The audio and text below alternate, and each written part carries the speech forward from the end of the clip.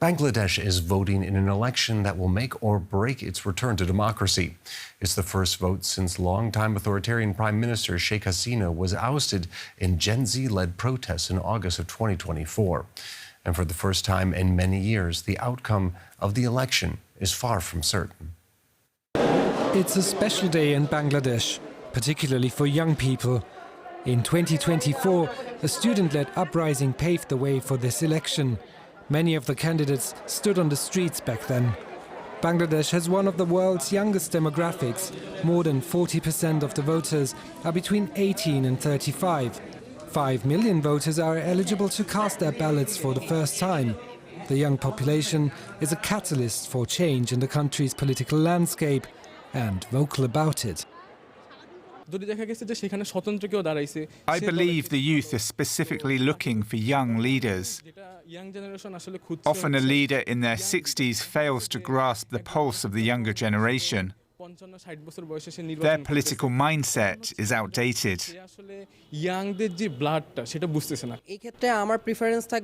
I'll prefer whoever can build a corruption-free nation. I want to vote for a government that prioritizes education and healthcare, maximizes our development, and truly upholds the rights of every citizen. I'm pretty much uncomfortable for this time vote because, my family belongs from Awami League, so that's why I always supported for Awami League. But I don't believe in BNP or Jamaat. The Awami League is the party of ousted Prime Minister Sheikh Hasina. It's banned from running in this election. Now there are two main contenders.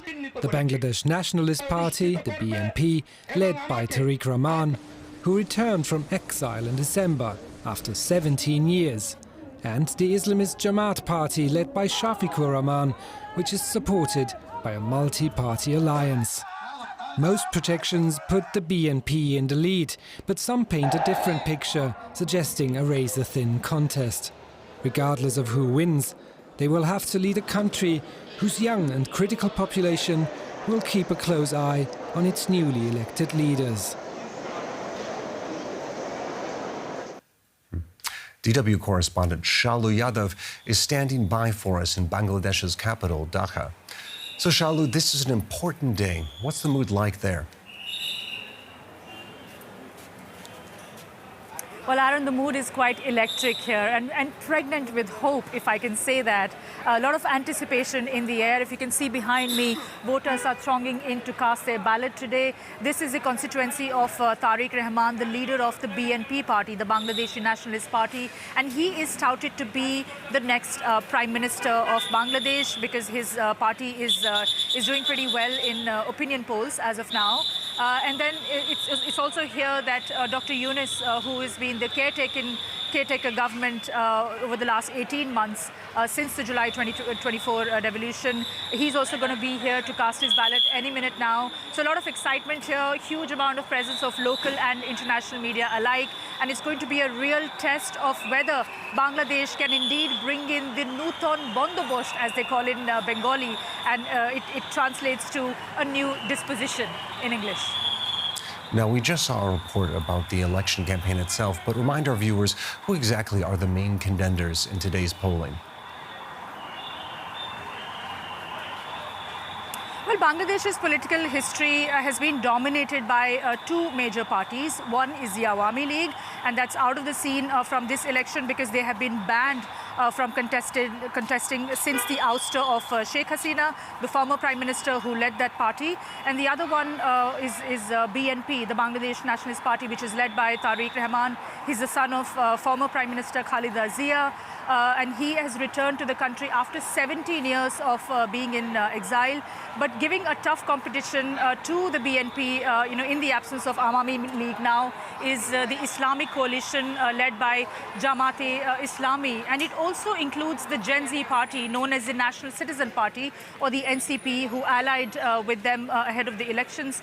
Now, both sides, the BNP and the Jamaat alliance, are offering, youth empowerment and a corruption-free government. But Jamaat particularly is promising a significant number of women candidates in its cabinet in its cabinet if it comes to power, which is being seen, a bit skeptically by people, because that's the party that doesn't have a good record when it comes to women's rights.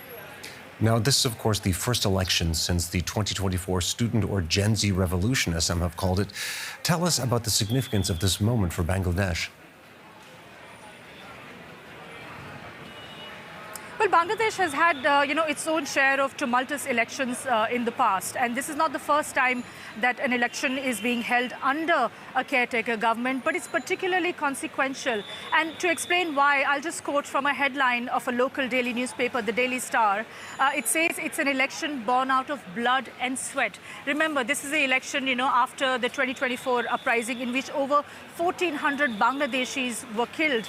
And that left the country, especially the youth, really angry and in grief for months, later on. So it's in that backdrop, when the country is coming to vote today, the mood is set to be quite poignant. If we can remind our audience, the victims of those killings were not just the youth and the women who were out there to protest, but also children, who were shot by the security forces.